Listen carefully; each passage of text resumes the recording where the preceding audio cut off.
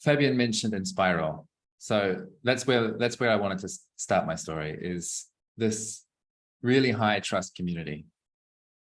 And that word community is really overused maybe, or it's like overloaded with different definitions. So for me, like my experience of the Inspiral community is what I have in mind when I talk about community. It's like within that group, I found people, people that I can call up and say, hey, I need to borrow $1,000 because my car has exploded. And they say, sure. That's sort of like instantaneous, no questions asked. I'm here to support you in a practical way. I also found people who were willing to go along with my weird ideas and collaborate and test out until we found out, yes, we do have a business here. Yes, we're going to have a startup, and I've got my co-founders ready to roll. And they're not worried about the money side of things, right? Like they're just there to support me and they're excited to collaborate. So I found my co-founders there. Probably the most important ingredient for me of Inspiral is our practice of going on retreat at least once a year, preferably twice a year.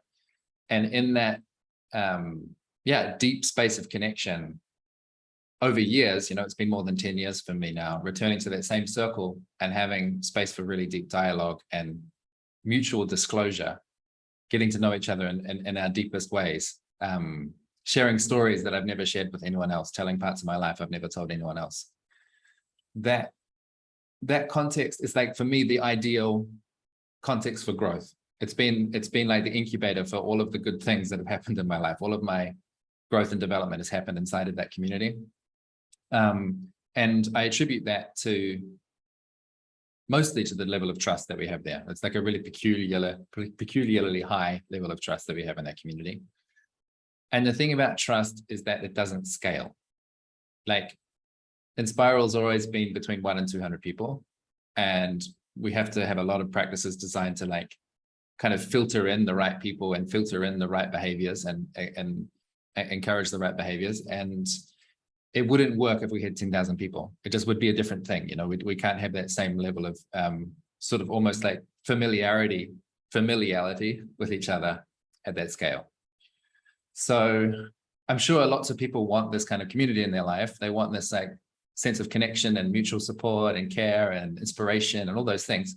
But we can't just invite them all to Inspiral. Doesn't work. So that's where Microsolidarity comes in. This is a roadmap to build more of these high trust communities.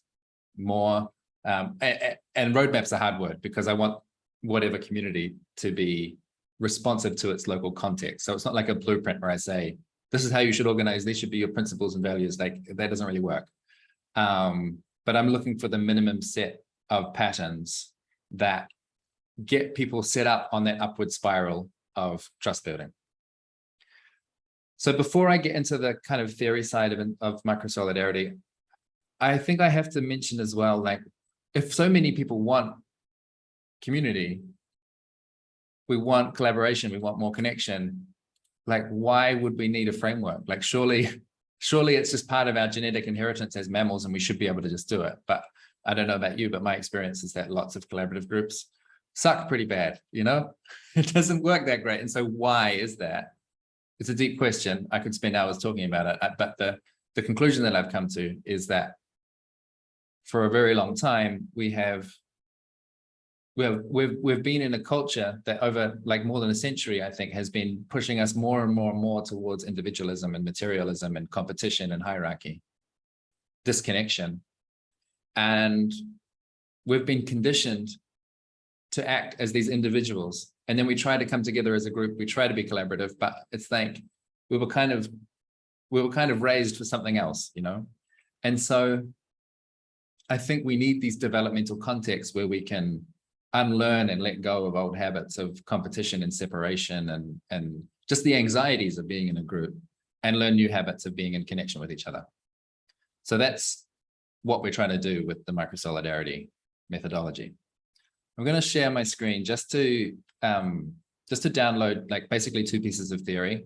Like I said, I love talking, but I'm just going to do 2 out of the many pieces of theory, and then we can talk about it together.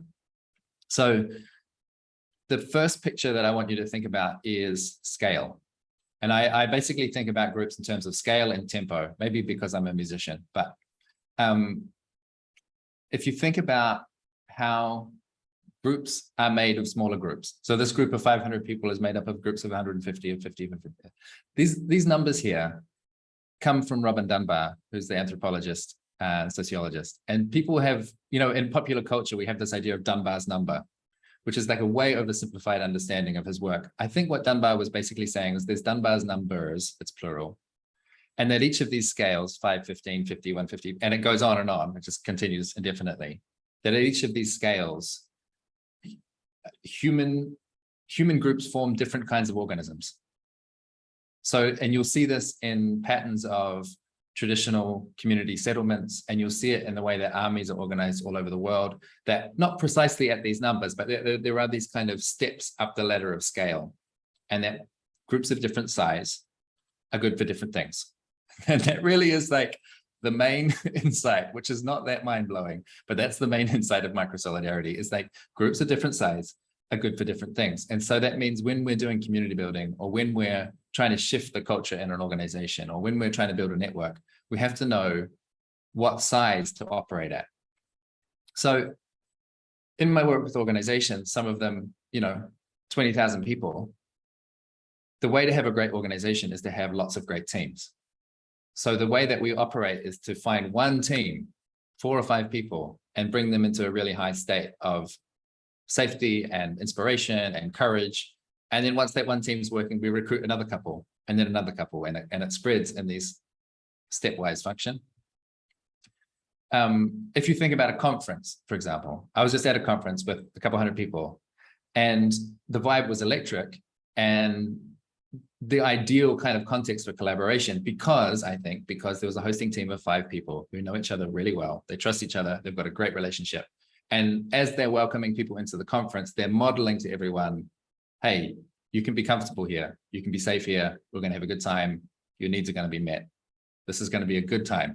So the leadership being played by that 5-person scale is like broadcasting out into the whole room.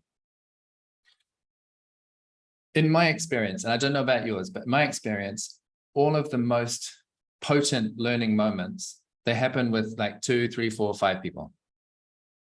Often it's 2, often it's one-on-one, like a conversation where someone has really seen me and given just the right feedback that I needed at that moment. Sometimes it's in 5, like in these breakout groups or in a dinner table conversation. And at the larger scale, sure, you can listen to an inspiring speech. 1,000 people can listen to the same inspiring speech and they get some ideas, but those kind of experiences they usually don't really shift something deep in your core. It's always the small scale where stuff really moves you. So this is the first piece, is just thinking about how big groups are made of small groups. And then if we want any kind of objective you have for a large group, I think you are going to be more likely to succeed if you can first prove that it works in a small scale. The other half is about tempo. I don't know how many musicians we have on the call. I don't know if this looks like foreign language, but basically what I'm trying to show here is that we can have different tempos, like some things that move really slow, like that first beat, and some that go really, really quickly. And this is how I project this lens onto organizations and onto community design as my primary way of thinking about an organization, not through the organogram chart, who's meeting who, but what time are these meetings happening? So there's tempos in many different categories. Oh yeah, I wanted to say that. Collective identity grows from rhythmic encounter. So this is a weird thing to say, but it's true. If you play football sometimes, or if you play football every Monday, it's going to make a big difference for how you identify. So you identify as a footballer if you play football every Monday. If it becomes a rhythmic, dependable, reliable part of your life, then it starts to shape your identity and who you are. So it's so essential for me in any community building work to provide people with opportunities for rhythmic encounter, because I think this is just a mammal thing. I think we just sync up with each other when we look at the calendar and we say, yes, it's Friday. I do my Friday thing with my Friday people, and that shapes who we are. Some of the organizational rhythms that I wanted to mention, what I call the relational rhythms. So this is like in a lot of the communities and organizations we work in, we have these things we call peer support pods. So a group of 4 or 5 people, they meet once a week. They're supporting each other, they're connecting with each other. So it's a very rapid, once a week is quite a rapid tempo. And then we have the annual retreat, like I mentioned from Inspiral. So this much larger group that only meets once a year. and it's longer and slower and deeper. And these kind of rhythms support each other. We also have what I call the planning rhythm. So this is more like strategy and objectives, right? So this is like looking at a really, really long-term 3-year strategy or a midterm 3-month thing. We have the working rhythms. Again, these are quite quick. So I do a lot of work with agile teams. So that's all about dividing the task down into the smallest increment and shipping work and then having these rapid feedback loops. And then the learning rhythms, which to me, probably the relational and the learning are the like 2 essential ones. The other ones I can give or take them, but the learning one is essential. This practice of habitually stopping to review, how are we going? What's our practice? What are we celebrating and what are we going to change for the next time? So this is, like I said, just the 2 theoretical lenses that I want to throw into the room. And I want to ask how they fit into your context, the scale and the tempo. And maybe a quick last little, what I think of as the takeaway piece. Like if I was already, I don't know you well enough to make recommendations and give advice, but if I was going to jump to my multivitamin advice for anyone building community, it basically looks like this. Number 1, meet in a small group, give each other peer support.